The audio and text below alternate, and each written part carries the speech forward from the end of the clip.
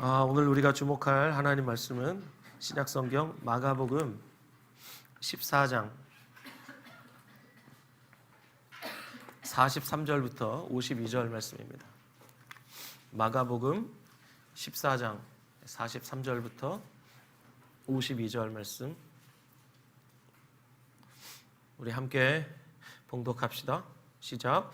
예수께서 말씀하실 때 곧 12 중에 하나인 유다가 왔는데 대제사장들과 서기관들과 장로들에게서 파송된 무리가 검과 뭉치를 가지고 그와 함께 하였더라.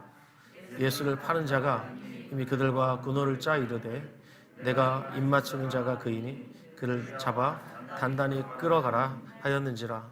이에 와서 곧 예수께 나와 랍비어하고 입을 맞추니 그들이 예수께 손을 대어 잡거늘 곁에 서 있는 자 중에 한 사람이 칼을 빼어 대제사장의 종을 쳐 그 귀를 떨어뜨리니라. 예수께서 무리에게 말씀하여 이르시되 너희가 강도를 잡는 것 같이 검과 뭉치를 가지고 나를 잡으러 나왔느냐. 내가 날마다 너희와 함께 성전에 있으면서 가르쳤으되 너희가 나를 잡지 아니하였도다. 그러나 이는 성경을 이루려 함이니라 하시더라. 제자들이 다 예수를 버리고 도망하니라. 한 청년이 벗은 몸에 배 혼니부를 두르고 예수를 따라가다가 우리에게 잡힘에 배 혼니부를 버리고 벗은 마음으로 도망하니라. 아멘. 저는 오늘 여러분과 함께 봉독한 이 말씀을 중심으로 마가복음 62번째 메시지, 결정적 순간에 드러나는 내면의 가치, 결정적 순간에 드러나는 내면의 가치, 이와 같은 제목으로 하나님의 은혜의 복음 증거하도록 하겠습니다. 이런 말이 있습니다. 향기 나는 나무는 찍는 도끼에 향을 묻힌다. 향기 나는 나무는 찍는 도끼에 향을 묻힌다. 저와 여러분이 인생을 살다 보면 도끼처럼 우리를 찍어 쪼개는 것 같은 고통과 고난과 슬픔을 겪습니다. 크고 작음의 차이가 있을 뿐이지 누구에게나 이런 고통과 고난과 슬픔은 찾아옵니다. 우리와 똑같은 육체를 가진 사람으로 나신 예수님도 여러 가지 시험과 고난과 아픔 그리고 슬픔을 겪으셨습니다. 무엇보다 가장 잔인하고 고통스러운 십자가의 죽음을 통과하셨습니다. 십자가 위에서 고통스럽게 죽어가셨던 예수님은 놀랍게도 향기나는 나무처럼 자신을 도끼처럼 쪼개고 있었던 모든 행악자들에게 향기를 바라고 계셨습니다. 십자가에서 예수님이 하셨던 기도를 여러분 기억하십니까? 아버지, 저 사람들을 용서해 주십시오. 저 사람들은 자기네가 무슨 일을 하는지 알지 못합니다. 예수님의 그 기도와 그 모습을 보고 십자가의 우편 강도가 회심을 했지요. 오늘도 예수님을 사랑하고 예수님이 가신 그 길을 따라가기를 원하는 여기 계신 모든 분들, 그리고 3층 잠옷실에서 혹은 인터넷으로 예배하시는 모든 분들, 우리에게 간절한 소원이 하나 있습니다. 이를 악다무는 다짐이 하나 있습니다. 바로 예수님처럼 우리도 고난과 고통과 슬픔과 비탄 가운데에서 심지어 죽음 앞에서도 예수님처럼 향기를 뿜어내는 삶입니다. 최후의 만찬 자리에서 예수님은 사랑하는 제자들을 향해서 그 심장에 뛰는 박동을 억누르시며 말씀하셨어요. 너희 중에 한 사람이 나를 팔리라.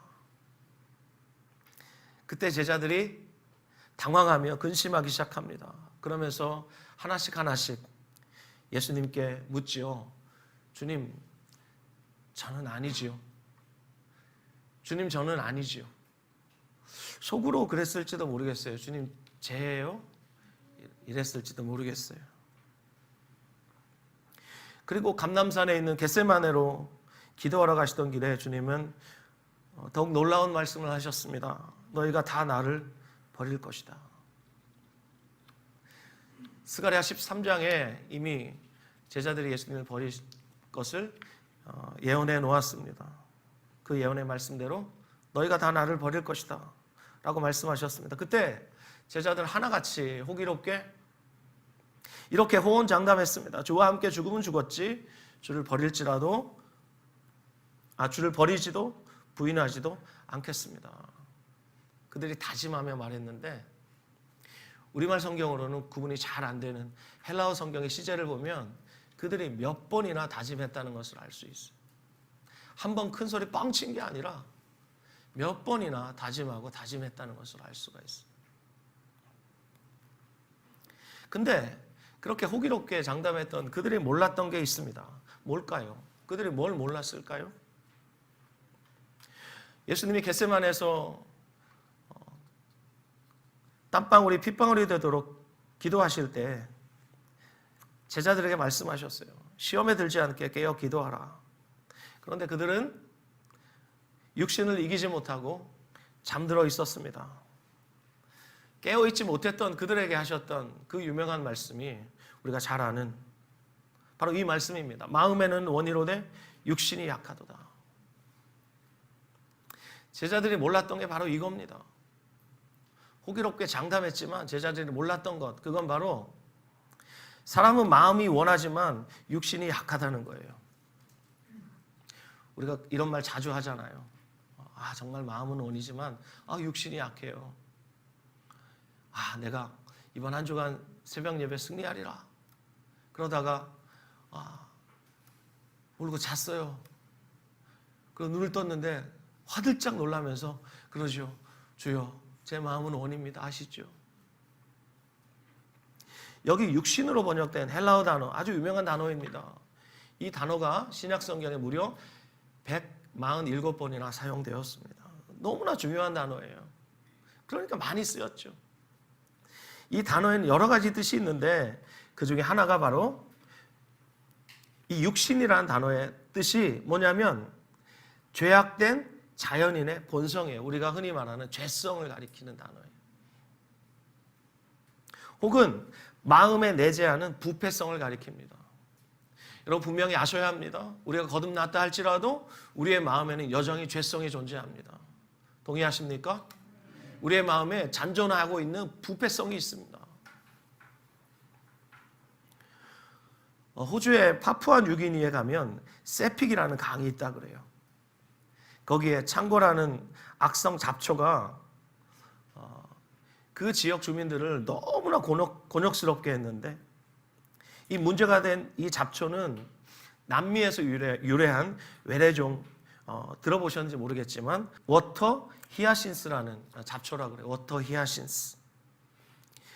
유난히 번식력이 강한 이 꽃은요, 이 세픽이라는 강을 온통 뒤덮어서 이 강을 생활터전으로 삼고 있었던 파푸아 뉴기니의 마을에 막대한 피해를 입혔다고 합니다.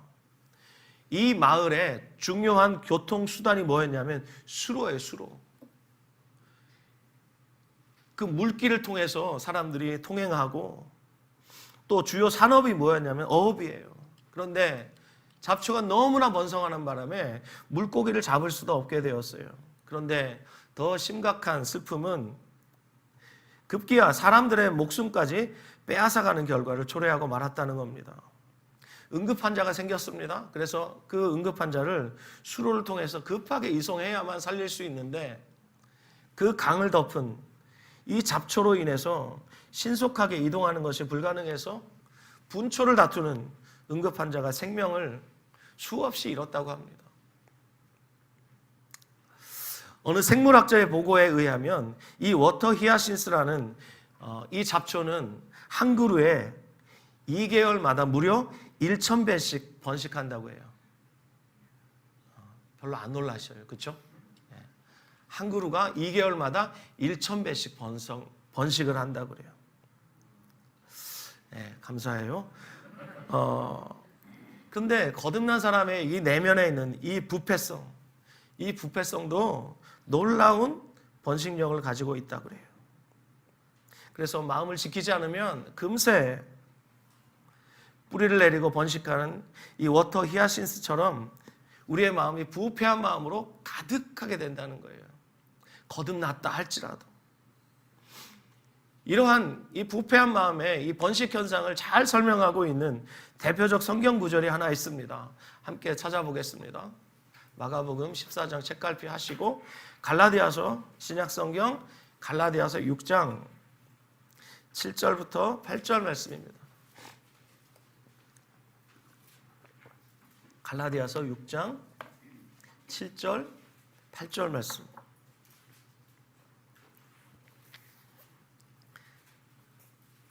자, 함께 읽을까요? 시작. 스스로 속이지 말라. 하나님은 업신여김을 받지 아니하시나니 사람이 무엇으로 심든지 그대로 거두리라.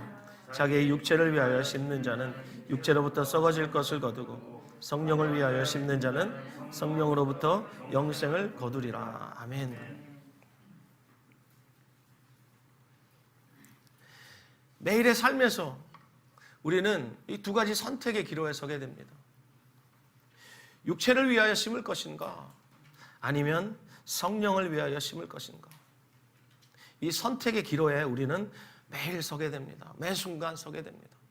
그래서 이 선택이 얼마나 중요한지 모릅니다. 하나님이 이 자연계에 심어두신 위대한 법칙이 하나 있는데 그건 심은 대로 거둔다는 거예요. 콩 심으면 콩 나고 팥 심으면 팥이 납니다. 육체를 위하여 심는 자는 육체로부터 썩어질 것을 거두게 되고 성령을 위하여 심는 자는 성령으로부터 영생을 거두게 됩니다. 사랑하는 여러분, 이거 지금 갈라디아 교회를 향해 하시는 말씀이에요. 불신자들에게 하시는 말씀이 아니라 갈라디아 교회를 향해서 육신을 위하여 심는 자는 육신으로부터 썩어질 것을 거둔다 이렇게 말했어요. 아니, 거듭난 사람이 어떻게 육신을 위하여 심을 수 있고 어떻게 육신으로부터 썩어진 것을 거둘 수 있지? 이런 생각이 들지요.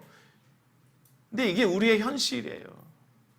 반대로 성령을 위하여 심는 자는 성령으로부터 영생을 거둔다고 분명히 말씀하고 있어요.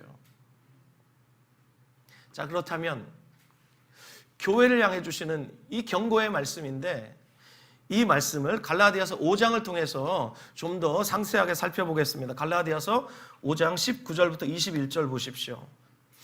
갈라디아서 5장 19절부터 21절입니다. 갈라디아서 5장 19절부터 21절 시작.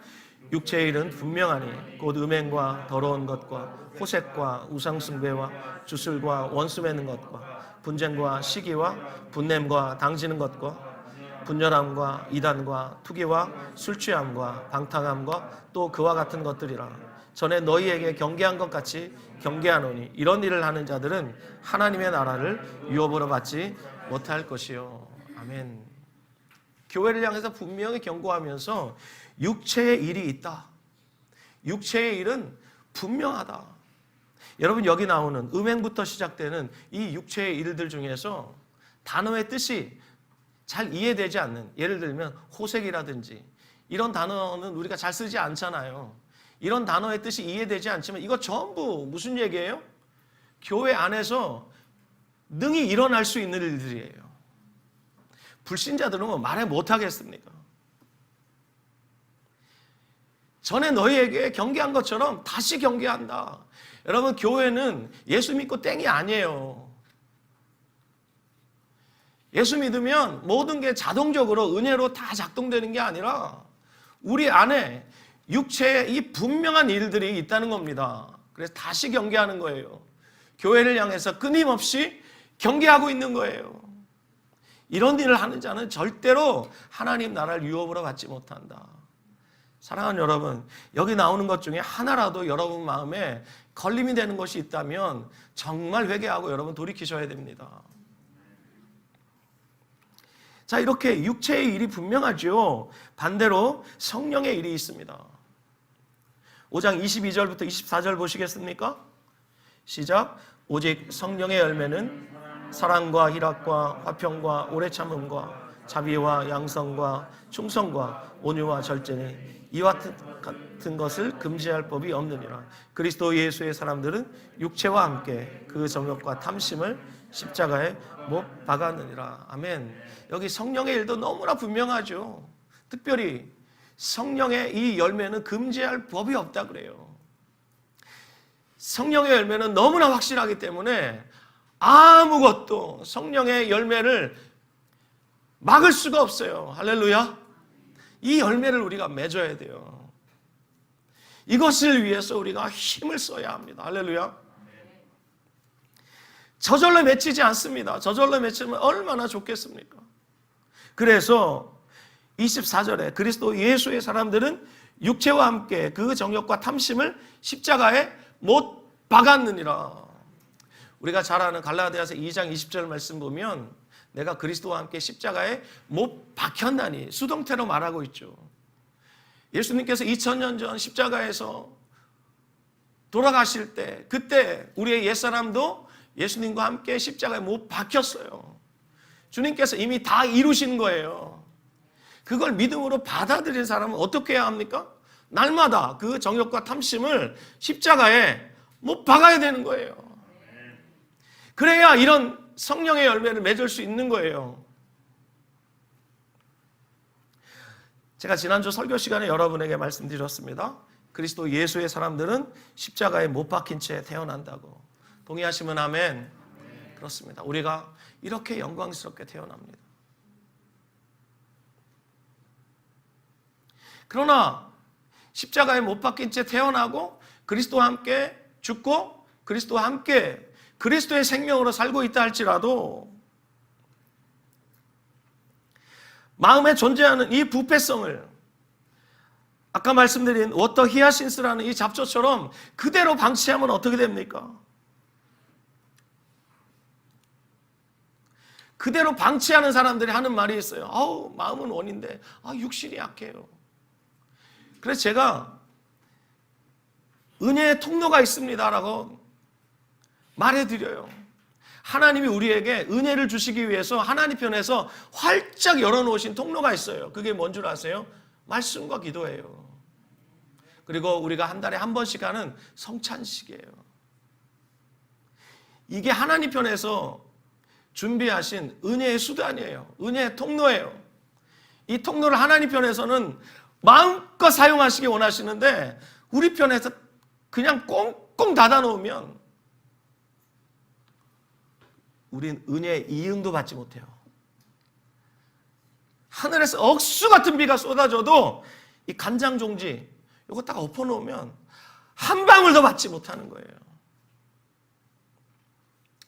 사랑하는 여러분, 여러분의 마음이 왜 쓰레기장이 되는 줄 아십니까? 왜 여러분의 마음이 복잡한 줄 아십니까? 왜 여러분이 하나님과 세상 사이에서 머뭇하는 줄 아십니까? 여러분의 마음이 지금 잡초처럼 번성하도록 여러분께서 방치하고 있기 때문에 그래요. 하나님이 은혜의 통로로 주시는 말씀과 기도와 그리고 눈에 보이는 말씀이라고 하는 이 성찬, 이 성례전을 통해서 하나님이 우리에게 모든 것 다 준비해 놓으셨는데 우리 편에서 마음의 문을 다 닫아버리고 말씀과 기도의 문을 다 닫아버리면 주님도 어떻게 할 수가 없어요. 제가 어떤 분들이 그런 얘기를 해요. 목사님, 제게 은혜가 필요해요. 그래서 제가 말씀드려요.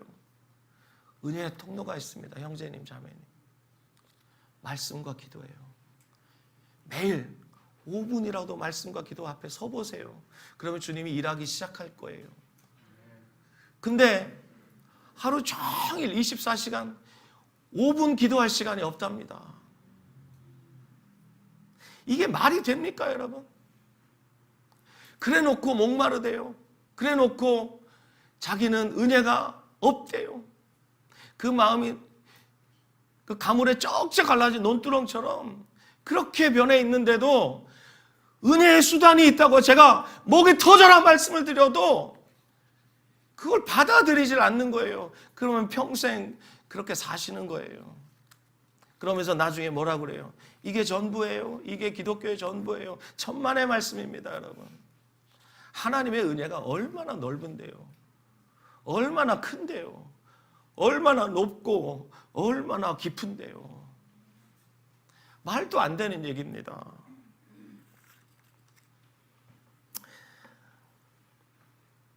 그래서 마음에는 원하지만 육신이 약하다고 핑계 삼고 마음을 그대로 방치하면 어떻게 됩니까?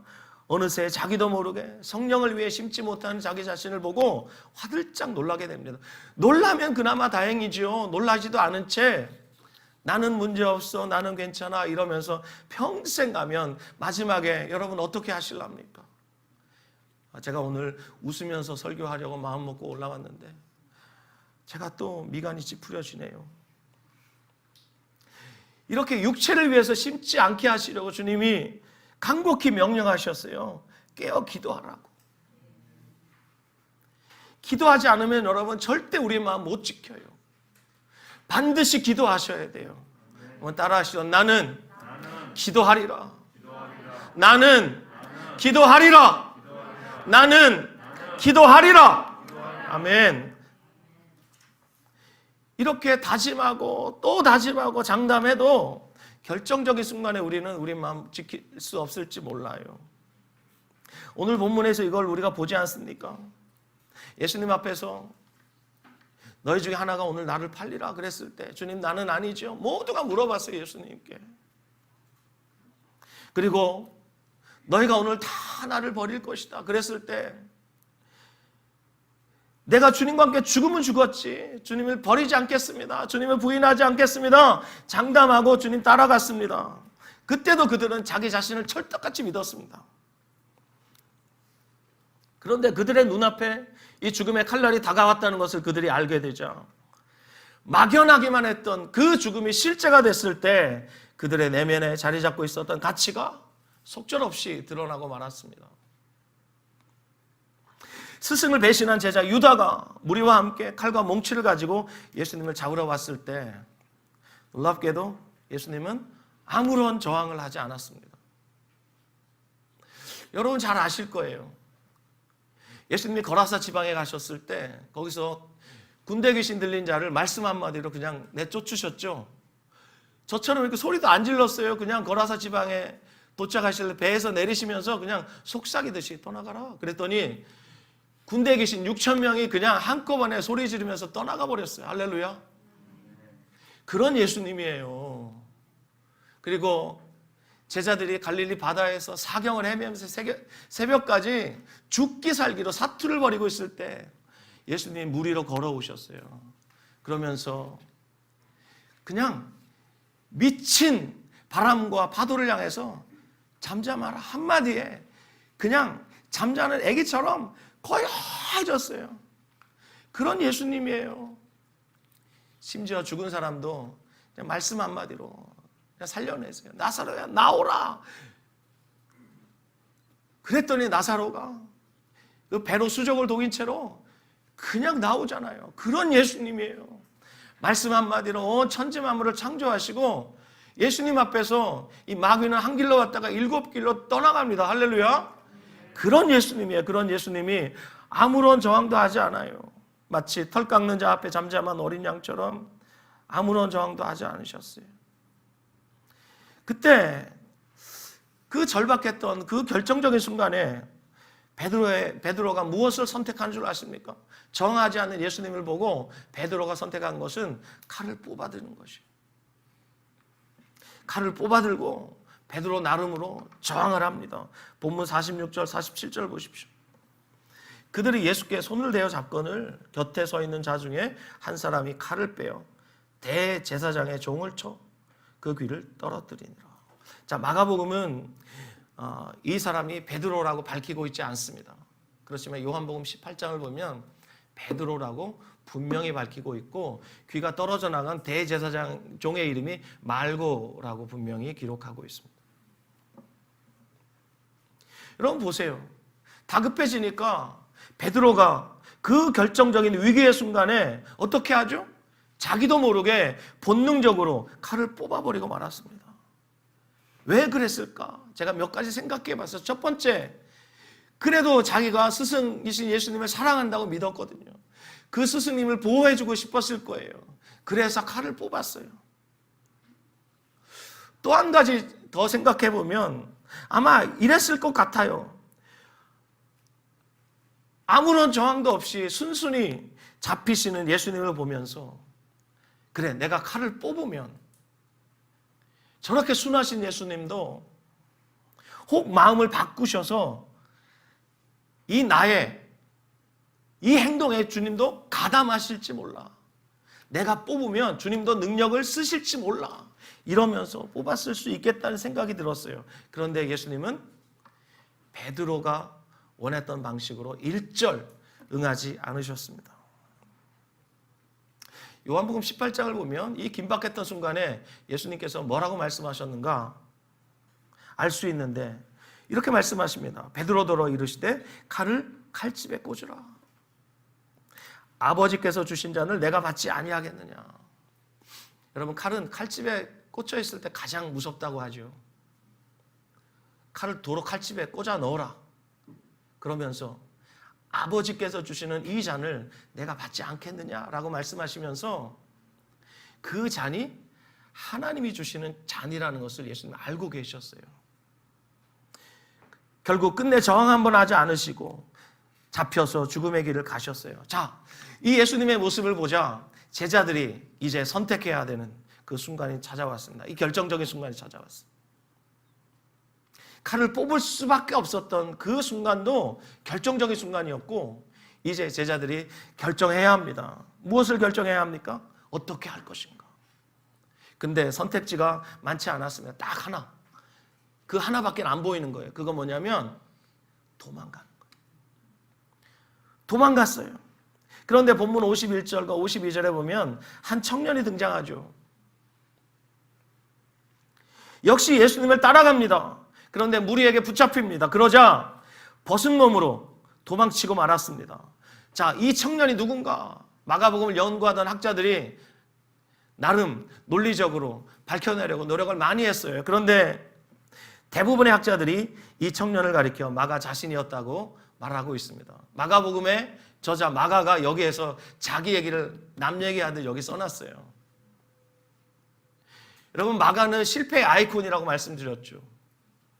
마가가 이렇게 실패했던 사람입니다. 그런데 나중에 마가가 베드로의 위대한 동역자가 되죠. 그가 결국 우리가 계속 주목하고 있는 이 마가복음을 기록해 놓았는데 이 마가가 얼마나 다급했으면 배 혼니부를 버리고 알몸으로 도망했을까 싶습니다. 여러분, 이 배 혼니부 말이에요. 이건 부자들만 입을 수 있는 옷이에요. 마가는 부유한 집안의 아들입니다. 그리고 신약성경 사도행전에 보면 예수님을 떠나보내고 초대교회 성도들 120명가량이 마가의 다락방에 모여서 기도했죠. 그렇죠? 120명을 수용할 수 있는 대저택을 소유한 사람이라면 굉장히 부유한 뼈대 있는 가문의 출신이에요. 그런데 그도 어쩔 수 없었어요. 그도 두려움 앞에서 어쩔 수 없이 알몸으로 도망가 버리고 말았어요. 그런데 여러분, 오늘 본문을 자세히 한번 보십시오. 본문에 등장하는 사람들 자세히 관찰해 보시면 한 가지 특이한 점을 여러분 발견하실 수 있을 겁니다. 자, 예수님 곁에서 칼을 뺀 이 사람, 요한복음은 베드로라고 말했지요. 근데 마가는 그냥 한 사람, 아무개라고 기록해 놓았어요. 그리고 예수님을 버리고 도망간 제자들, 이 제자들의 명단이 안 나옵니다. 이런 상황에서 명단을 반드시 기록해 놔야 돼요. 진짜 쪽팔리면 다시는 그 짓 안 하거든요. 그렇죠? 만고에 모든 사람들이 읽고 창피해. 창피해. 어쩜 저럴 수 있지? 막 손가락질 할 수 있도록 그렇게 명단을 기록해 놨어야 되는데 여기 명단이 없어요. 그리고 배 혼니부를 버리고 알몸으로 도망간 이 청년 말입니다. 이 청년의 이름도 기록이 되어 있지 않습니다. 그런데 예수님의 12제자 중에서 오늘 본문에서 유일하게 이름이 기록된 사람이 있습니다. 누굽니까? 유다예요, 유다. 배신자 유다의 이름만 기록되어 있어요. 예수님을 대적했던 유다의 이름만 있고 예수님을 위해서 목숨까지 버리겠다고 했던 사람들, 예수님을 따라가는 신용이라고 했던 사람들은 전부 그 이름이 기록되어 있지 않아요. 그러면 마가복음에서 마가가 이 본문을 이렇게 기록하면서 이름 다 빼면서 말하고자 했던 것이 무엇일까? 제가 설교를 준비하면서 생각해 봤습니다. 여러분의 생각은 어떻습니까? 왜 이들의 이름은 다 뺐을까? 저는 이렇게 생각합니다. 오늘 이곳에서 함께 예배하고 있는 우리라고 이들과 다르겠냐 이겁니다. 동의하십니까 여러분? 우리라고 이들과 다른 선택을 했겠습니까? 우리도 거기 있었으면 아마 이들보다 더 빠른 속도로 도망갔을지 몰라요. 여러분, 사람은 누구라도 위기 앞에 서게 되면 그 결정적 순간에 자신의 내면에 숨어있던 가치를 드러내게 되어 있습니다. 그 진면목이 드러나게 되어 있습니다. 절대 숨길 수 없습니다. 여러분, 홍해 앞에 섰던 이스라엘 백성들을 생각해 보십시오. 그들은 애굽을 빠져나올 때 절대 그들의 능력으로 빠져나온 것도 아닙니다. 애굽에 내렸던 그 10가지 재앙, 그 중에 한 가지라도 우리 평생에 경험할 수 있다면 그건 굉장한 특권이에요. 그런데 보통 사람은, 보통 민족은 한 가지라도 경험하기 어려웠던 그 어마어마한 기적들을 이스라엘 백성은 무려 10가지나, 그것도 시리즈로 다 경험했어요. 더 이상의 기적이 필요치 않을 만큼, 기적에 파묻혀 죽을 만큼 그들은 하나님의 기적을 체험했습니다. 그런데 그렇게 애굽을 빠져나왔던 그들이, 홍해가 그들을 가로막고 뒤에서 애굽의 최정예 부대가 추격해 오자 그들이 본색을 탁 드러내고 맙니다. 역사상 이보다 더 위급한 상황이 없었을 그때 그들이 본색을 드러내는데, 제가 출애굽기 14장 말씀 읽어드리겠습니다. 그들이 뭐라고 본색을 드러냈냐면 출애굽기 14장 12절에 이렇게 말합니다. 우리를 내버려 두라. 우리가 애굽 사람을 섬길 것이라 하지 아니하더냐. 애굽 사람을 섬기는 것이 광야에서 죽는 것보다 낫겠노라. 무슨 얘기예요? 하나님, 우리가 고통스럽다고 부르짖었을 때 애굽에서 우리를 꺼내주셨으면 그것으로 족합니다. 더 이상 터치하지 마세요. 살든지 죽든지 우리 마음대로 할 테니까 더 이상 터치하지 마세요. 간섭하지 마세요. 죽더라도 이 광야에서 죽는 것보다 애굽에 내려가서 죽겠습니다라고 그들이 이를 악다물고 하나님께 원망하고 모세를 향해서 비난하고 그랬습니다. 여러분 보십시오. 이들은 비록 몸은 애굽을 빠져나왔지만 그들의 마음은 여전히 애굽에 있었다는 것이 이 위기의 순간에 다 드러나지 않았습니까, 여러분? 애굽 사람을 섬기는 것이 광야에서 죽는 것보다 낫겠노라. 차라리 애굽에서 노예로 사는 것이 광야에서 자유인으로 사는 것보다 우리는 훨씬 더 좋습니다. 여러분, 그들의 중심을 차지하고 있었던, 그들의 내면을 차지하고 있었던 그 중심 가치가 무엇이었습니까? 광야의 가치가 아니라 애굽의 가치였다는 것을 알 수 있죠.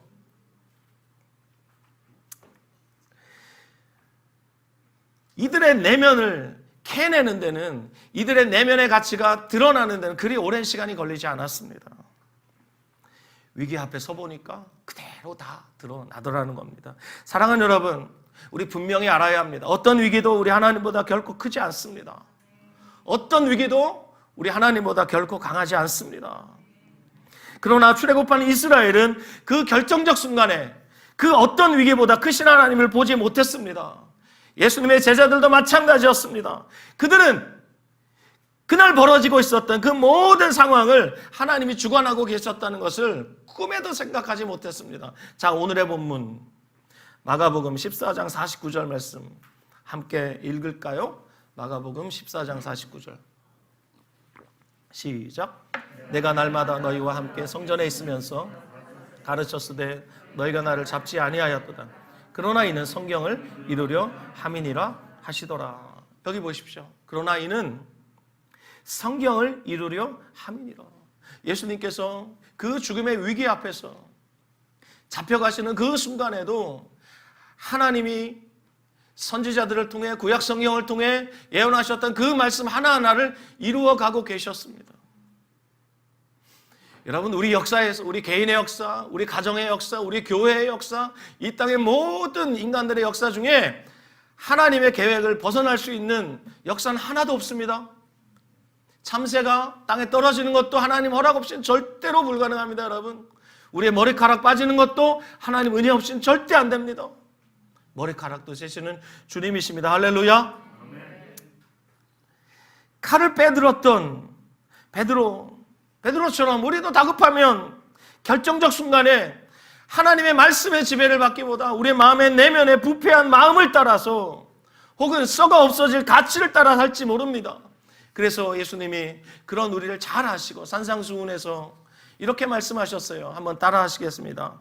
누가복음 6장 45절 말씀인데요. 한번 따라 합시다. 선한 사람은 마음에 쌓은 선에서 선을 내고 악한 자는 그 쌓은 악에서 악을 내나니 이는 마음에 가득한 것을 입으로 말함이라. 아멘. 이거 제자들에게 하신 말씀이에요. 여러분, 우리가 거듭나서 그리스도인이 됐는데 우리 안에 무엇을 쌓을 것인가, 무엇을 채울 것인가, 이것이 우리 인생에서 얼마나 중요한지 모릅니다. 결정적 순간에, 그래서 우리의 내면에 쌓았던 것들이 드러나게 되는데 그것이 악이라면 우린 제자들처럼 어쩌면 다시 이런 황망한 꼴을 당할 수도 있어요. 그래서 여러분, 이 시간 함께 예배하는 여러분 모두에게, 그리고 설교하고 있는 저에게도 간곡히 부탁합니다. 여러분 마음에 무엇을 쌓을 것인가 날마다 심각하게 고민하셔야 합니다. 무엇을 쌓는가, 이것이 결정적인 순간에 우리 내면의 가치를 입증하기 때문이에요. 핑계할 수 없어요. 아무도 숨길 수 없이 다 드러나게 되어 있습니다. 저는 이번 장례식을 보면서 우리 유가족들에게 정말 고마웠습니다. 오셨던 분들은 다 아시겠지만 그 단촐하고 단아한 빈소, 권사님의 성품을 그대로 빼닮았죠. 유가족들이 그것을 결정한 거예요. 그리고 마지막 화장을 마치고 권사님의 유해를 수습해서 항아리에 담았는데 그 항아리가 토기 항아리예요.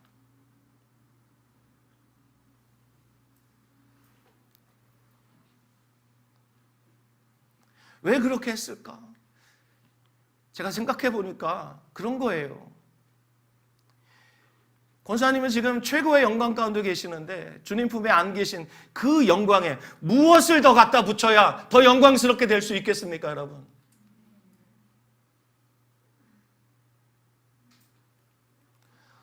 어떤 것으로 권사님의 장례를 치러야 권사님이 행복해 하시는 그 행복에 무엇을 더 할 수 있겠습니까? 어떻게 하면 더 권사님을 행복할 수 있게, 행복하도록 만들 수 있겠습니까? 없습니다, 여러분.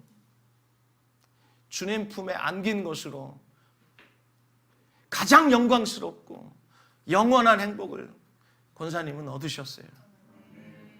그러므로 여러분, 우리 구가족들을 생각하면서 제가 너무 감사했어요. 그래서 제가 오늘 이 메시지를 준비하면서 한 개인을 예로 들면서, 특별히 우리 가운데 한 분을 예로 들면서 어쩌면 이것이 그분을 돋보이게 하는 것이 아닐까, 그 가족들을 돋보이게 하는 것이 아닐까라는 생각이 들어서 좀 조심스러웠지만 오늘의 메시지와 너무 맞아서 제가 감히 여러분에게 나누는 것입니다. 사랑하는 여러분, 위기의 순간에, 절체절명의 결정적인 순간이 우리 인생에 반드시 찾아옵니다. 그때 여러분, 우리가 쌓은 내면의 가치가 드러난다는 사실을 잊지 마십시오. 그러므로 여러분, 날마다 말씀과 기도, 이 은혜의 통로 앞에 여러분 서셔야 합니다. 활짝 여셔야 돼요. 그래 여러분이 여러분의 그 선택을 통해서 하나님을 영광스럽게 할 수 있고, 우리 권사님의 유가족들처럼 그렇게 모든 사람들에게 참으로 가치 있는 그런 선택을 보여줄 수 있다고 저는 분명히 믿습니다. 사랑하는 여러분, 여러분의 삶에 하나님이 정말 기뻐하실 만한 선한 것으로 가득 쌓였으면 좋겠습니다. 그래서 결정적인 순간에 하나님을 영화롭게 하고, 그리고 사람들에게 기쁨이 되는 여러분의 인생, 사람들에게 본이 되는 여러분의 인생 되시기를 예수님의 이름으로 축원합니다.